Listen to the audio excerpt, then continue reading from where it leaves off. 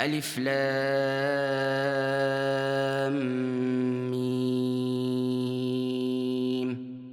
ذلك الكتاب لا ريب فيه هدى للمتقين الذين يؤمنون بالغيب ويقيمون الصلاة ومما رزقناهم ينفقون والذين يؤمنون بما أنزل إليك وما أنزل من قبلك وبالآخرة هم يوقنون أولئك